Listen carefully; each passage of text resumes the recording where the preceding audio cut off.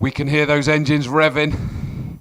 That was the engines, not our heartbeat, that was blipping away in the background there. Their heartbeat might be going though somewhat, but we have the final 11 laps of the day ready to be started. They are released onto the circuit, and it is the DD2. This time it's groups B and C that are being linked together, which sees some rather mouth-watering battles that we expect to take place. To run you through the grid, on pole position is Rasmus Markkanen, car 662, and alongside him is Ferenc Konchar in 613. I expect those to be very close together. In third position is Cesar Enyo. Certainly, if Cesar can have no problems with the kart, that we've seen a few issues during the course of the weekend. As long as the kart holds up, Cesar will be up at the sharp end and is starting on that inside line, so expect Cesar to stay there. Alongside, though, is Marcel Schirmer. On the third row is Mark Lupfer and Barry Pullinger. On the fourth row, Maxi Fleischmann and Kevin Ludi. Now, Kevin Ludi came into this championship in third position, but starts back in 8th position, so an awful lot of work for Kevin there. On the 5th row, Alessio Curto and Konstantin Scholl, who has been just gradually improving as the weekend goes on. So he'll be hoping to continue that progress. On the 6th row, Tamsin Germain in the Masters class, so the first of the Masters in this particular race. Alongside her, though, is Dimitris Vasilaris. Back on the 7th row, Philip Sewer and Marc Berthaud. Marc Berthaud is one of the Masters drivers, second on this grid of the Masters. Just behind then, on 15th position, is Martin Pearce, who we just heard the interview a moment ago on RGMMC TV. And alongside him on that 8th and final row is kart 659, Tom Pitlick, as they're now bringing themselves round turn 9, heading towards the second of the hairpins, turn 10. These guys have got themselves slowed down an awful lot earlier, Matt, and they are about to get themselves lined up 2 by 2 with the whole straight left to spare, I think is fair to say. It seemed to be left rather late on the previous race we just had up, but no, everybody is kind of getting themselves into position, ready to start our final race of the day. Yep, and who can take that final victory of the day as well? We've got a really open field once more. We've got rid of Paolo Di Conto. His 3 races done. His 3 wins have been put in the bag. But who can take this one now? Rasmus Markkanen and Ferenc Konchar, Cesar Enio and Marcel Schirmer, the first 2 rows. The red lights are on, which go out now, and away we go. The blast of cars head their way down towards turn number 1. And again, it's the inside line, just like it's been all day today, that gets itself through the first couple of corners. And Ferenc Konchar has dropped already down to 3rd place because the man coming through was Cesar Enio in kart 666. He's up into 2nd place, but the one that leads the way there is Rasmus Markkanen. There's a bit of bumping and barging, one being Martin Pearce in kart 664. The other one involved there could have been a little bit higher up the field, but Martin Pearce definitely involved. He now drops to the back as our Masters class runner, and he's got work to do to try and find his way as high up as possible.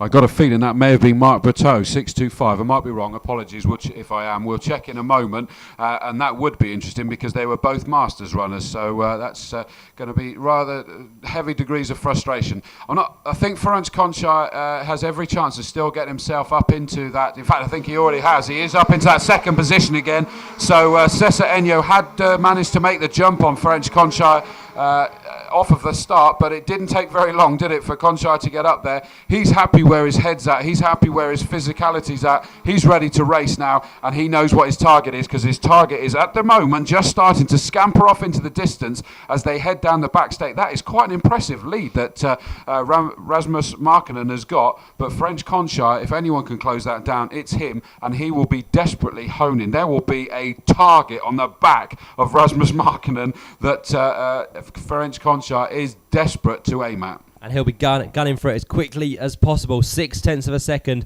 is what the gap was at the end of that first lap, and it's still Rasmus Markkanen that leads the way. But Ferenc Konchar now passed Cesar Enio, in fact, and he's going to try and close down as quickly as possible now. But Cesar Enio is going to be under attack from Marcel Schirmer, who's there in 4th place. So it's 3rd and 4th in towards turn number 2 now, which are nose to tail as they head their way down the back straight for the first time. For the 3rd time in this race so far. What now can Marcel Shermer do about getting through? We've got Kevin Ludi, who's had a fairly good start from 8th on the grid, finds himself now up into 5th place. And then we've got, of course, the rest of the field with Mark Lupfer. We've got Barry Pullinger 7th and Philip Siwa there in 8th place at the minute. But it's going to be for 3rd place, where the biggest of the fights is now starting to evolve itself, because Marcel Shermer gets a good run down towards the left-hander at turn number 10. He gets through down the inside line, and Marcel Shermer didn't take long at all to get through there. And watch out now for Kevin Ludi. Great start. He's going to try and attack Cesar Enio as quick as possible here.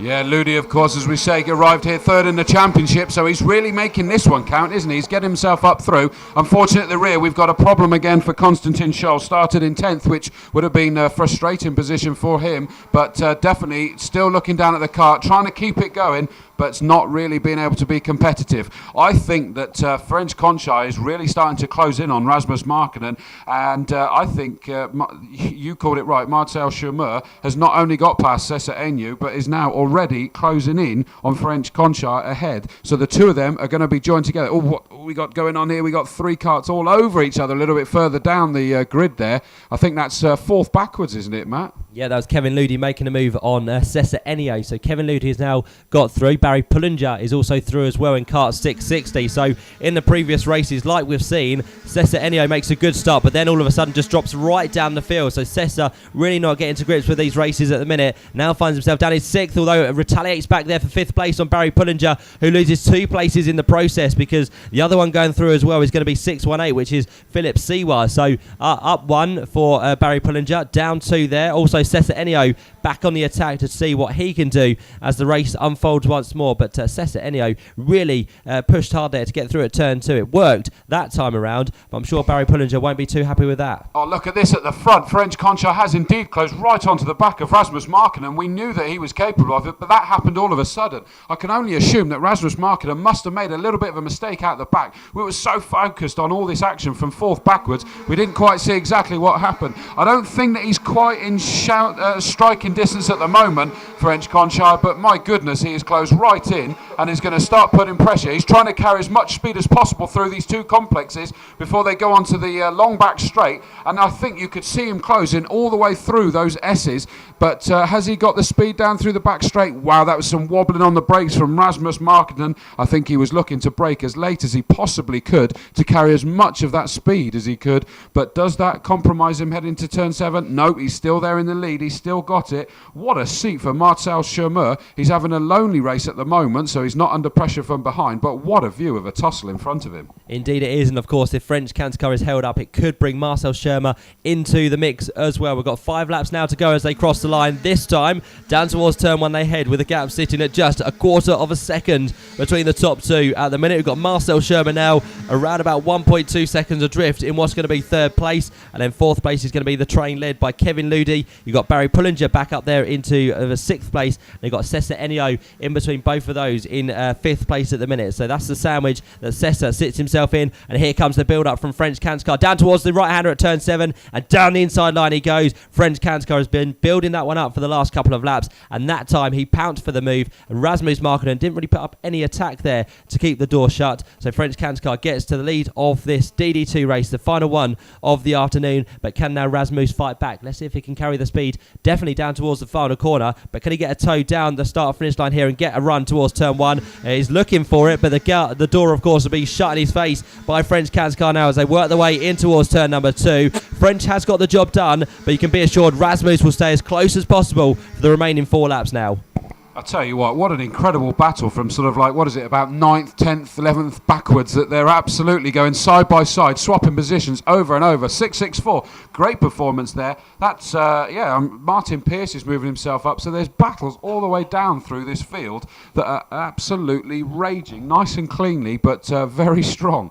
So still in the lead, French Conchar. We said that if anybody could do it, it could be French Conchar. He just seemed, in his interview yesterday, to be absolutely full of confidence and the joys of racing again. And you can see it now. He had a lot of work to close in on Rasmus Markkanen, but he did it. He was able to not only close him down, but make the move. But Rasmus Markkanen, with 3 laps left to go, he has not given up, has he, Matt? He's still destined to try and make a move somewhere in the next lap or 2, I suspect. Yeah, fair play to Rasmus Markkanen. He's still right on the tail of French Conchar Kanskar, just under 0.2 of a second that separate the top two on what's now going to be this ninth lap of the race. Down towards turn 6 they head, and French Kanskar now in that red and white machine doing the business so far in this race, really trying to pull away with, of course, the Birrell ART team, and the man who sits there in second place, Rasmus Markkanen, is going to be kart 662. That's right on the tail, glued there at the minute for the VRT Tony Kart team, and Rasmus now is going to probably attack towards the end here. There's just going to be 2 laps to go between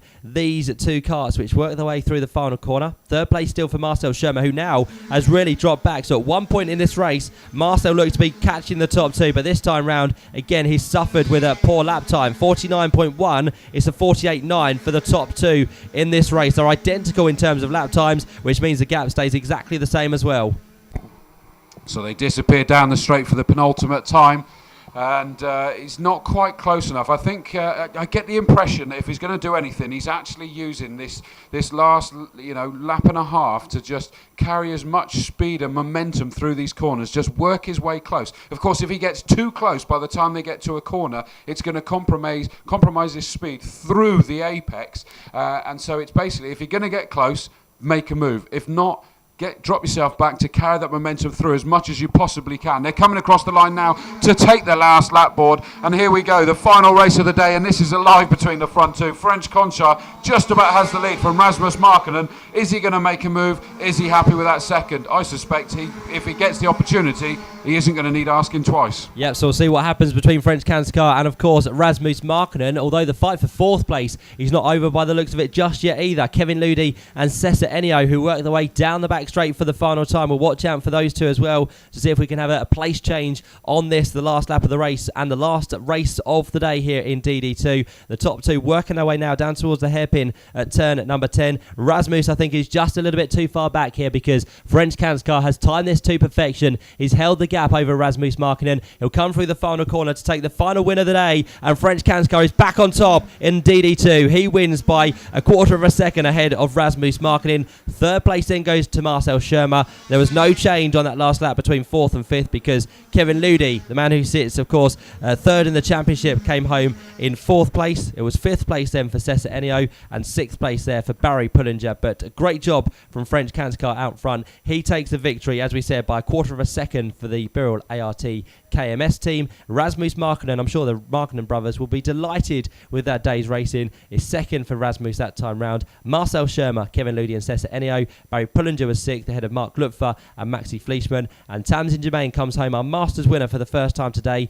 down in 11th place overall, with Mark Bateau 2nd in class and a non-finish at that time round for Constantine Shaw. In fact, it was Martin Pearce without his M up there in 2nd place. Mark Bateau down in 3rd place for Masters, and it was Constantine Shaw after another disappointing day, another disappointing race, Chris, down in 16th place. He is going to be the non-finisher, the only one from that race for Strawberry Racing. Yeah, we saw him trying to keep the kart going, but it wasn't possible, and he ended up having to bail out and take it in, sounding rather sick indeed into the pits. So it's unfortunate. I did make the comment before that as was progressing, was actually starting to progress up through the grid as long as the kart withheld, but it didn't this time.